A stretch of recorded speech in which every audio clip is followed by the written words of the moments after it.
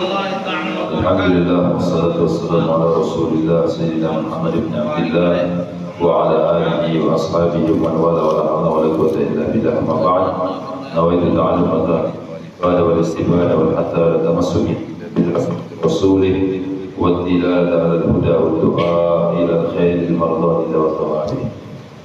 Alhamdulillah rabbil alamin wa la mu'alif rahimahullah wa nafa'ana bihi wa bi ulumihi daraini amin ila an qala قال رسول الله صلى الله عليه وسلم إذا شربتم الماء فاشربوه مصا.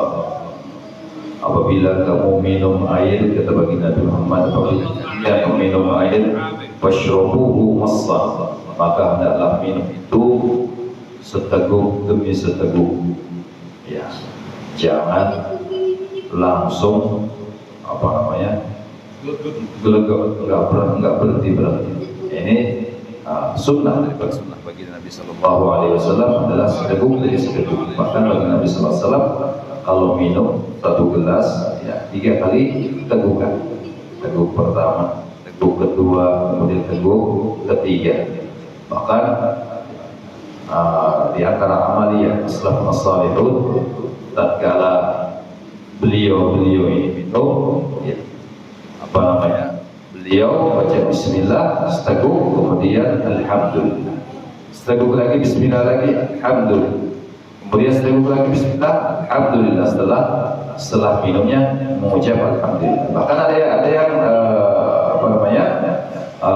di antara orang saleh juga, mereka tatkala minum bismillah kemudian alhamdulillah la haula wala quwwata illa billah, macam-macam. Apa saja yang kita bisa amalkan, kita amalkan. Bismillah, minimal bismillah dengan alhamdulillah dengan tiga kali tegukan. Wala tashrabuhu abban, dan jangan minum sekaligus. Sekaligus satu botol dihabiskan satu botol, jangan. Ya, satu gelas dihabiskan satu gelas, jangan. Ya, walaupun hausnya seperti apa, bahkan ya orang yang haus, kalau kita minum tiga tegukan itu hausnya hilang. Tapi kalau kita gelegak, malah kadang hausnya tidak hilang daripada diri kita. Kemudian kata Nabi sallallahu alaihi wasallam, fa innal 'abba yuritul kuban. Karena sesungguhnya kalau minum nggak pakai berhenti, digelegak satu botol langsung habis, itu bisa menyebabkan sakit kabin, sakit liver. Ya, bisa sakit liver, kemudian sakit empedu dan sebagainya. Ini diantara kalau kita minumnya itu langsung satu tegukan, jadi bisa mengakibatkan sakit liver. Naudzubillah. Ya, orang sakit liver itu diantara sebabnya bukan hanya kronis dan lain sebagainya, tapi diantara sebabnya yaitu minum satu teguk secara langsung. Rawahu Dailami, hadis ini riwayat Imam Dailami. Ini anjuran daripada baginda Nabi sallallahu alaihi wasallam dan peringatan dari baginda Nabi sallallahu alaihi wasallam untuk kita agar kita terhindar daripada sakit liver. Itulah sayangnya baginda Nabi sallallahu alaihi wasallam kepada kita, sampai hal yang kita minum air saja diperhatikan oleh beliau sallallahu alaihi wasallam sehingga kita tidak mudah untuk sakit. Kemudian hadis selanjutnya Ummi Salamah, diriwayatkan daripada Ummi Salamah. Ummi Salamah ini adalah salah satu istri daripada baginda Nabi Muhammad sallallahu alaihi wasallam, yang mana pernah ada satu kisah. Ummu Salamah ini tatkala baginda Nabi sallallahu alaihi wasallam beliau beristirahat di rumahnya Ummu Salamah. Kemudian pesan kepada Ummu Salamah, memang giliran di rumah Ummu Salamah. Beliau baginda Nabi sallallahu alaihi wasallam pesan, wahai Ummu Salamah, siapapun yang datang tolong bilang aku lagi istirahat, kata baginda Nabi sallallahu alaihi wasallam. Baginda Nabi sallallahu alaihi wasallam pada waktu itu bersama Sayyidina Husain bin Ali bin Abi Thalib, cucu baginda Nabi sallallahu alaihi wasallam. Kemudian setelah itu, ya, ada orang yang ketuk pintu.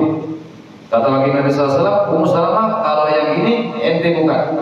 kata baginda Nabi Sallallahu Alaihi Wasallam, ya Rasulullah, engkau bilang tadi engkau pengen istirahat, kalau ada tamu bilang engkau istirahat. Ya, tapi kali ini buka Ummu Salamah, dibuka oleh Ummu Salamah, ternyata siapa yang datang? Yang datang adalah malaikat penjaga buku.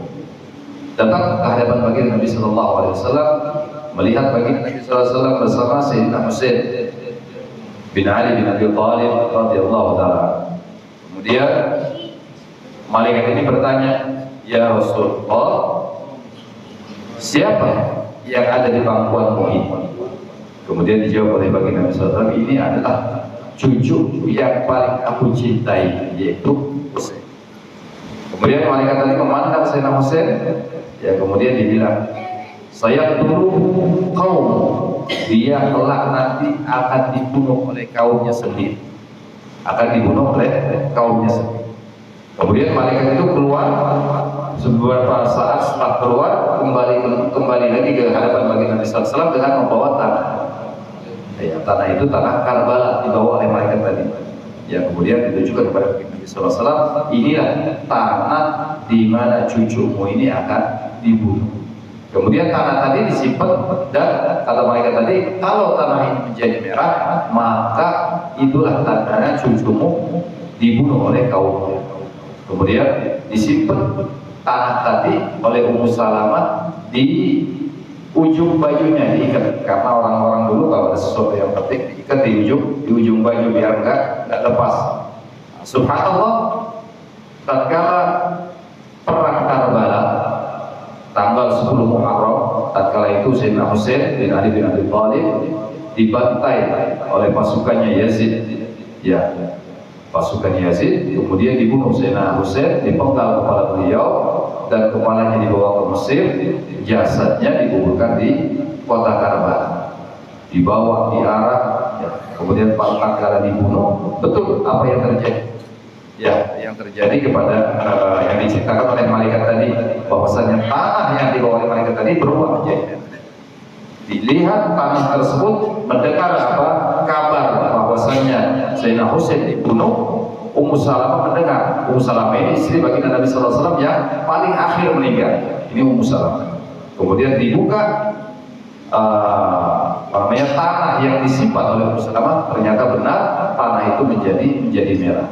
Itu saatnya, ya kata beliau Ummu Salamah, inilah memang betul saatnya atau waktu dibunuhnya cucu baginda Nabi Sallallahu Alaihi Wasallam, Husain. Ya, ini Ummu Salamah. Ya, Ummu Salamah termasuk Ummahatul Mukminin, ya, termasuk istri baginda Nabi Sallallahu Alaihi Wasallam yang paling akhir wafat menghadap Allah Subhanahu Wa Taala. Beliau Ummu Salamah meriwayatkan hadis daripada baginda Nabi Sallallahu Alaihi Wasallam. Qala Rasulullah Sallallahu Alaihi Wasallam, "Idza shalla ahadukum falyusalli salatan muwaddi', salatan la yadunnu annahu yarji'u ilaiha abada."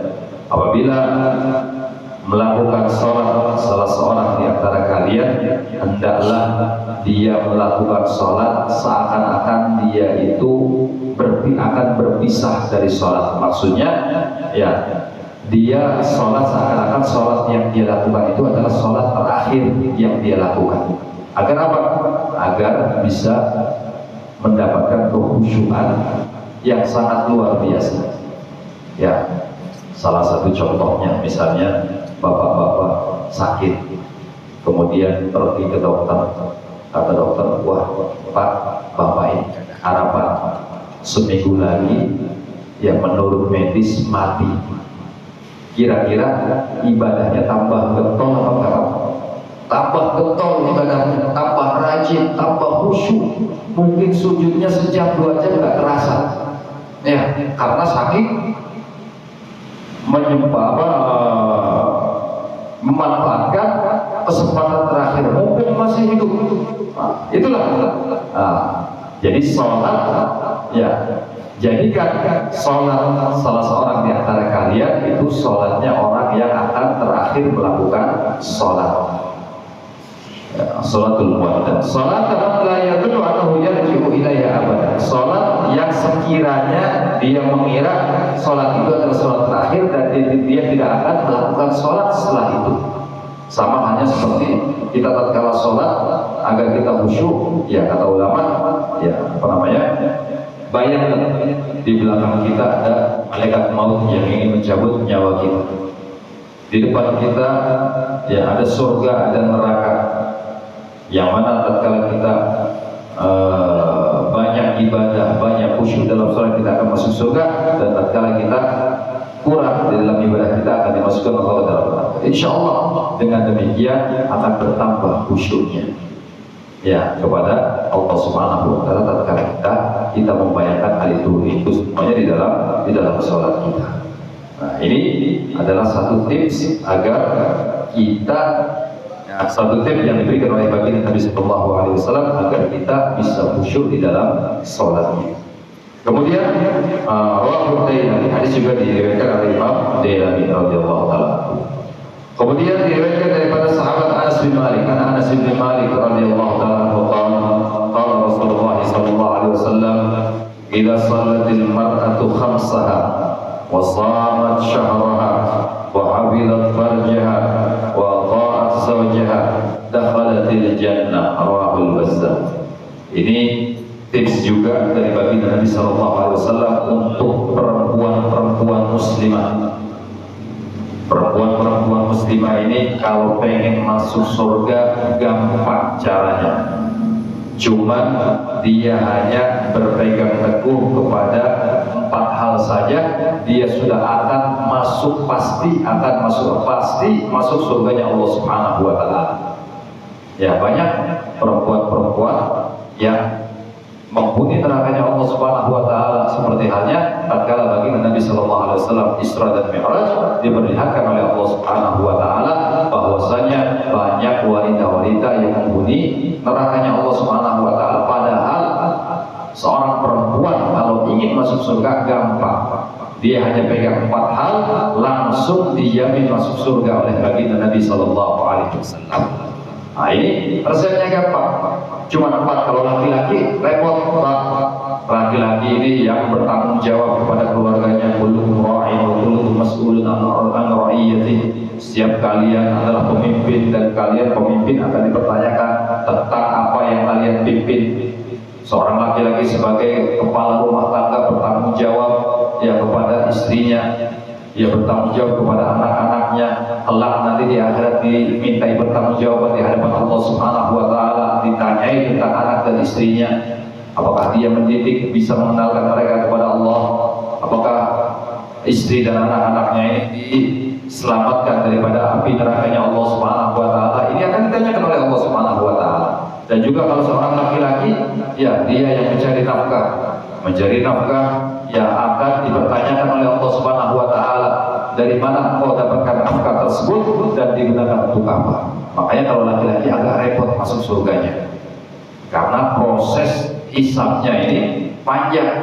Tapi kalau wanita gampang, kata baginda Nabi SAW, hanya bisa memegang atau melakukan 4 hal saja, langsung dia masuk surganya Allah Subhanahu wa taala. Yang pertama, idza shallatil mar'atu khamsaha, apabila seorang wanita tersebut bisa menjaga sholat 5 waktunya. Sholat 5 waktunya tak pernah lepas kecuali dalam keadaan udzur haid. Selalu menjaga sholatnya.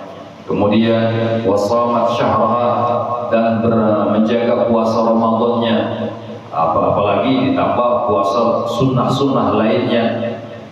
Kecuali dia udzur, nah, dia bisa menjaga puasa di bulan Ramadan. Kemudian wa hafizat farjaha, dan bisa menjaga kemaluannya, kehormatannya dia jaga. Ya, tatkala suaminya pergi, dia iffah, bisa menjaga kehormatan daripada suaminya, kehormatan daripada rumahnya, rumah tangganya dijaga. Nah, ini hal yang ketiga. Kemudian yang keempat, wa ta'at zawjaha, dan taat kepada suaminya. Ini resep yang keempat, taat kepada suami. Yang repot ini yang nomor 4. Yang nomor 1, oke, banyak perempuan yang bisa menjaga sholat. Kemudian yang kedua, banyak perempuan yang bisa menjaga Yang ketiga, banyak perempuan yang bisa menjaga kehormatannya. Yang keempat, taat kepada suami ini sangat-sangat sulit dilakukan oleh seorang wanita. Apalagi zaman sekarang, kalau kita lihat di TV, sinetron dan lain sebagainya, oh, perempuan bilang, ya kalau suami saya macam-macam tak pintes misalnya. Nah ini sudah berarti tidak taat kepada suaminya. Ya kadang suaminya keluar digibah, diomongkan, dicaci maki dan lain sebagainya, diomongkan di hadapan orang lain. Ini berarti tidak taat, tidak menjaga kehormatan suami. Nah ini perempuan yang demikian susah bakal masuk surganya Allah Subhanahu wa Ta'ala. Ya. Seperti halnya ada seorang sahabat perempuan. Sahabat perempuan ini dia baru nikah. Kemudian tatkala dia menikah, malam pertama belum berkumpul bersama suaminya mendapatkan undangan dari baginda Nabi Sallallahu Alaihi Wasallam. Suaminya mendengar keseruan dari masjid bahwasannya baginda Nabi Sallallahu Alaihi Wasallam mengajak kaum muslimin untuk berperang fisabilillah. Akhirnya si istri mengatakan kepada suaminya, wahai suamiku, Rasulullah Sallallahu Alaihi Wasallam ingin berperang. Engkau ikutlah dengan baginda Nabi Sallallahu Alaihi Wasallam. Ada seruan kepada kaum muslimin untuk ikut berperang bersama baginda Nabi Sallallahu Alaihi Wasallam. Disiapkan semuanya, disiapkan oleh istrinya, baju perangnya, pedangnya, semuanya kebutuhan daripada perang dipersiapkan oleh istrinya. Kemudian suami sebelum keluar daripada rumahnya dia bilang, wahai istriku, apapun yang terjadi janganlah kau keluar daripada rumah sebelum aku datang pulang daripada peperangan bersama baginda Nabi Sallallahu Alaihi Wasallam. Baik wahai suami. Hari pertama, hari kedua, hari ketiga datang utusan daripada rumah ayah perempuan ini. Bilang utusan ini bilang, wahai fulana, ketahuilah, pulanglah kau, ayahmu dalam keadaan sakit keras. Kata si sahabat perempuan ini, tidak wahai utusan ayahku, karena suamiku berpesan aku tidak boleh keluar daripada rumah ini sebelum dia datang dengan baginda Nabi Muhammad SAW. Akhirnya pulang utusan. Beberapa hari kemudian datang, wahai fulana, pulanglah ke rumahmu, ayahmu dalam keadaan sakaratul maut.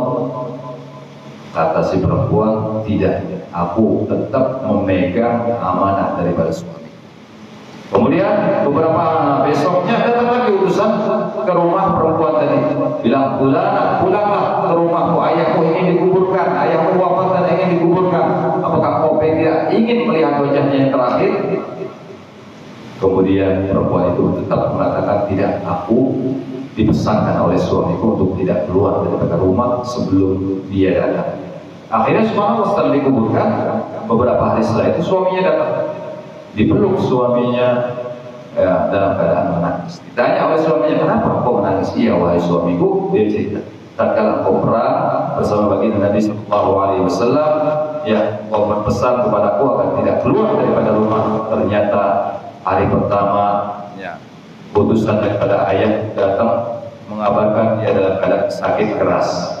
Kemudian yang kedua, ya beberapa hari setelah itu dia dalam keadaan sakaratul maut. Beberapa hari setelah itu datang lagi, ayahku sudah wafat dan ingin dikuburkan. Dia menawarkan kepada aku untuk bisa datang ke rumahnya dan bisa melihat wajahnya yang terakhir. Tapi aku menolak karena aku menjaga perintahmu wahai suami. Karena aku taat kepadamu wahai suamiku, kata si istri. Kemudian si suami mendatangi baginda Nabi Sallallahu Alaihi Wasallam dan bercerita kepada baginda Nabi Muhammad Sallallahu Alaihi Wasallam. Apa jawab baginda Nabi Muhammad Sallallahu Alaihi Wasallam? Ketahuilah wahai sahabat, mertuamu sekarang sudah berada di surganya Allah Subhanahu Wa Taala berkat ketaatan istri kepada dirimu wahai sahabat. Nah ini taatnya seorang istri kepada sang suami, ya kepada suami tidak dia selalu taat di dalam keadaan apapun juga. Nah ini perempuan yang taat kepada suaminya, dia akan masuk surganya Allah Subhanahu wa Ta'ala. Rawahul Bazzar, diriwayatkan oleh Imam Bazzar radhiyallahu taala. Mudah-mudahan apa yang kita baca pada malam hari ini bisa bermanfaat dan bisa kita amalkan dalam kehidupan kita ya. Dan mudah-mudahan kita semuanya bisa mengikuti sunnah-sunnahnya baginda Nabi Muhammad sallallahu alaihi wasallam. Amin ya rabbal alamin. Ya rabbana tarafna bi annana tarafna wa annana asrafna ala ladha ashrafna wa tub alaina tauba taghsil li kulli hawba wastur